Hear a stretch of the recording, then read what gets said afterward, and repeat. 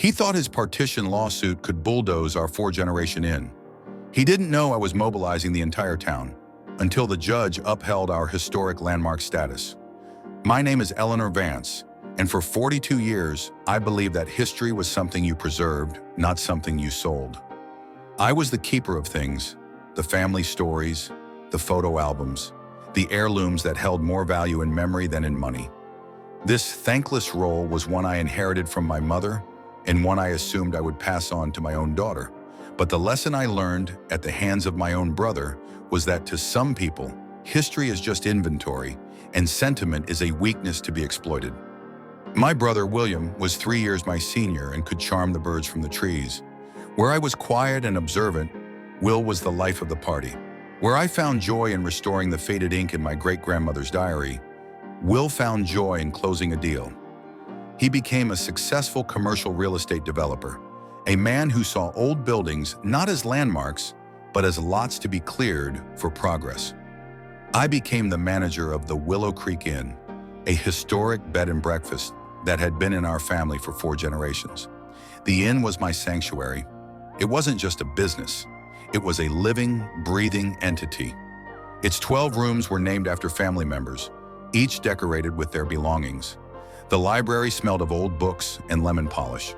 The wraparound porch with its slightly warped floorboards was where generations of our family had sat, watching the world go by. My great-grandfather had built it with his own hands, and the original, ornate brass key to the front door was my most treasured possession. It symbolized stewardship, not ownership. Our parents passed away within a year of each other, leaving the inn to both of us equally. Will had laughed. "You can have the old place, Ellie. It's more of a burden than an asset. Just make sure it doesn't become a money pit." He was happy to sign over his operational control to me in exchange for me covering all the expenses and him taking a small, passive share of the profits. It was a pattern established in childhood.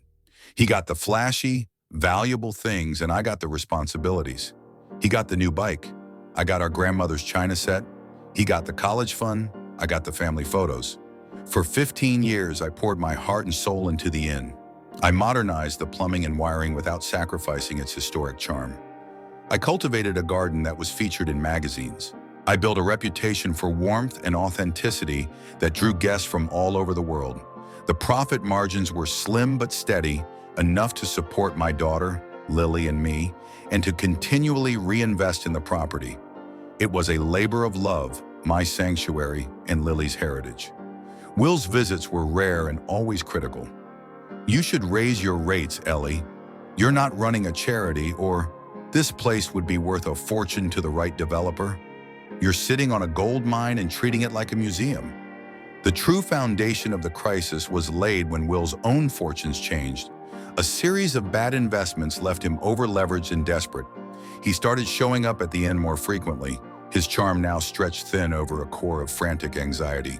"Ellie, we need to talk about the inn," he said one evening, helping himself to a glass of my best brandy in the library. "I've had some offers, serious offers. A corporate chain wants to buy it, tear it down, and build a modern 60-room hotel. They're talking 7 figures.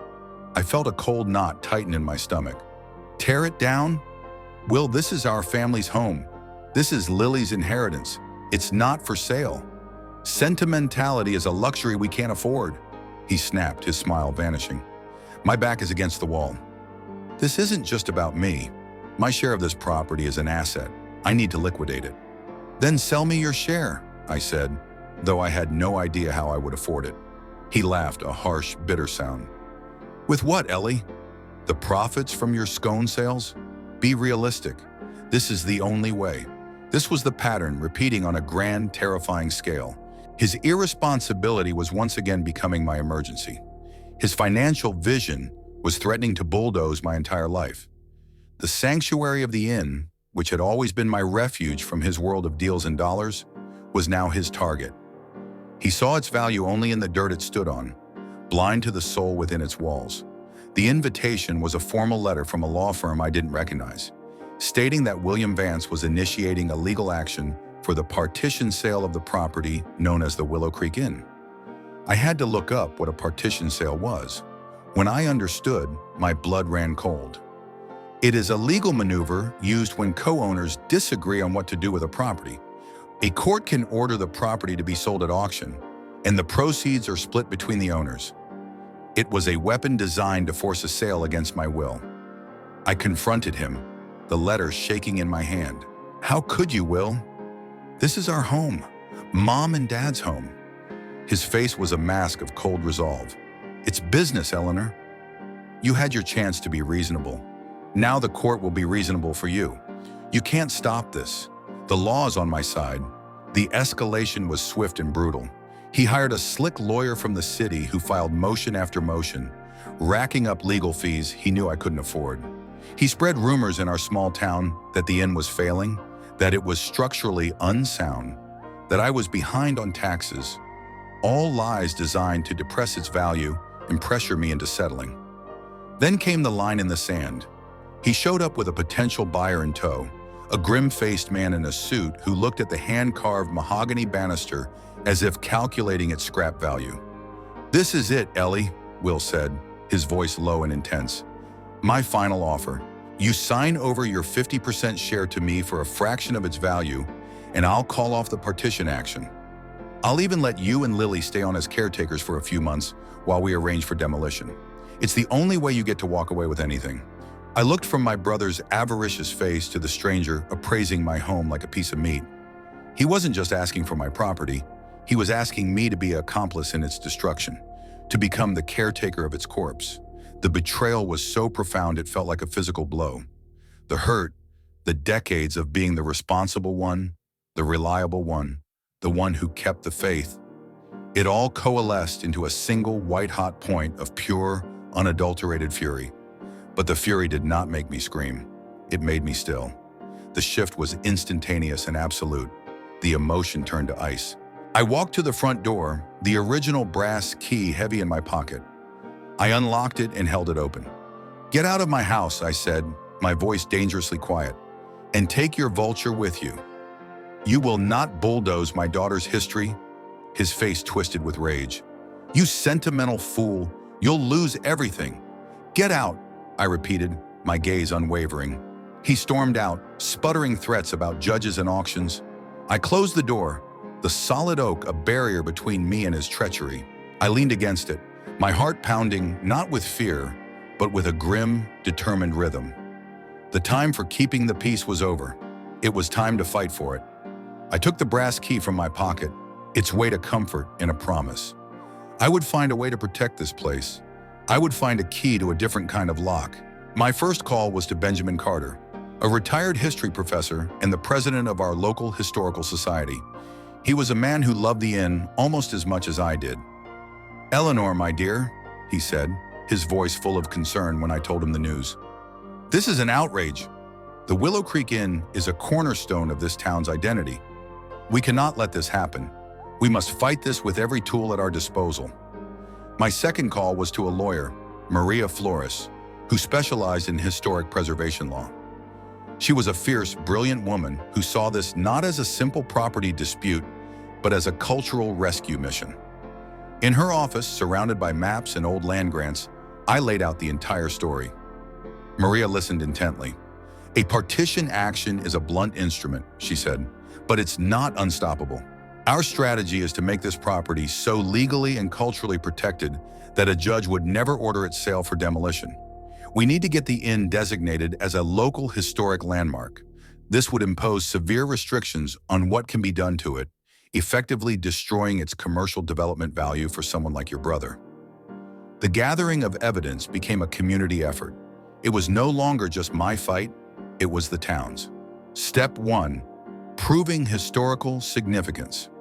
Benjamin and his team at the Historical Society sprang into action. They compiled a massive dossier on the inn. They gathered old photographs, newspaper clippings, and diaries that detailed its role in the town's history, as a stop on the stagecoach line, a meeting place for the town council, a haven for soldiers during the war. They documented its unique architecture, a pristine example of Second Empire style that was rare in our region. Step 2, the financial fight. Maria filed a countersuit against Will, alleging waste, a legal term for a co-owner who damages the property's value. We argued that his smear campaign and his push for a fire sale price constituted waste. We also subpoenaed his financial records, revealing his desperate indebtedness and proving that his petition was not in good faith, but was a predatory move to solve his personal financial crisis. Step 3. The human element. I started a Save the Willow Creek Inn campaign. Former guests from all over the country sent letters and emails testifying to the inn's unique magic and its importance to them. Local business owners wrote statements about how the inn drew tourists who supported their shops and restaurants. My daughter Lily, then 14, wrote a powerful, heartfelt letter to the judge about what her home meant to her. The court of public opinion was turning decisively against Will. Step 4. The legal blockade. Maria worked with the town council to fast-track the historic landmark designation. She presented our overwhelming evidence at public hearings. The vote was unanimous. The Willow Creek Inn was officially designated a protected historic landmark. The shift within me was profound. I was no longer just Eleanor the innkeeper. I was Eleanor the defender of history. The quiet, accommodating sister was gone, replaced by a strategic, resilient fighter. We had built a fortress of law, history, and community sentiment. We were ready for the reckoning. The final hearing for the partition sale was a scene of high drama. The courtroom was packed with townspeople and former guests there to support me. Will arrived with his lawyer, both looking tense and isolated. His lawyer argued that as co-owner, Will had a clear legal right to liquidate his asset. The petitioner is not in the business of sentiment. He is in the business of reality. And the reality is that this property's highest and best use is not as a struggling bed and breakfast, but as a modern development that will generate significant tax revenue for this town. Then Maria stood. Your Honor, the reality has changed. She presented the official certificate of historic landmark designation. This property is no longer just a parcel of land. It is a designated piece of this community's heritage. A partition sale for the purpose of demolition is now legally impossible. Furthermore, she continued, presenting the evidence of Will's financial distress in his smear campaign. This petition is not brought in good faith. It is an act of desperation and waste by a co-owner who seeks to destroy a landmark to pay his personal debts. She then entered into the record the hundreds of letters from the community and the statements from the Historical Society. She had my daughter's letter read aloud. The silence in the courtroom was absolute as the judge read Lily's words about growing up in the inn, about the ghosts she believed lived there kindly, about her dream of one day running it herself. The judge looked at Will, his expression stern. Mr. Vance, the court finds that your petition for a partition sale is not in the best interest of the property or its owners. The landmark designation has fundamentally altered the situation. Furthermore, the evidence of your conduct suggests this action is vexatious. The petition is denied. This was the collapse. Will's shoulders slumped. He was defeated. The consequences were severe. Not only was his legal action thrown out, but he was also ordered by the judge to pay my substantial legal fees. The historic designation meant his half of the inn was now virtually unsellable to anyone but a preservationist, and its value had plummeted in the commercial market. Facing financial annihilation from my legal fees and his own debts, he had no choice but to come to me. The final settlement was a poetic justice. I didn't have to buy him out at an inflated price. He was forced to sell his 50% share to me for a token amount, just to be free of the property and its associated costs. The Willow Creek Inn was mine, entirely and forever, protected by law and by the will of the community he had tried to ignore. The first morning I woke up as the sole, unchallenged owner of the inn was unlike any other. The silence was a deep, resonant peace. I walked through the sun-dappled halls, my hand trailing along the familiar banister, and felt not the weight of responsibility, but the lightness of victory. I framed the historic landmark certificate and hung it in the foyer, next to my great-grandfather's brass key. The business flourished as never before. The story of our fight became part of the inn's legend, attracting even more guests. I used the money I saved from not having to buy out Will at market value to establish a proper preservation fund for the inn, ensuring its care for generations to come. Lily, now in college, is studying historic preservation herself. The legacy is secure. The lesson I learned was etched into the very floorboards of the inn, that some things are too valuable to have a price, and that the past, when defended with courage, can secure the future. I learned that no is a powerful shield, and that protecting your sanctuary is not an act of stubbornness, but an act of love. My story is one of reclamation. I reclaimed my home, my heritage, and my voice. The greatest revenge was not my brother's financial ruin, but the profound, unshakable peace and purpose I found in defending my world from his.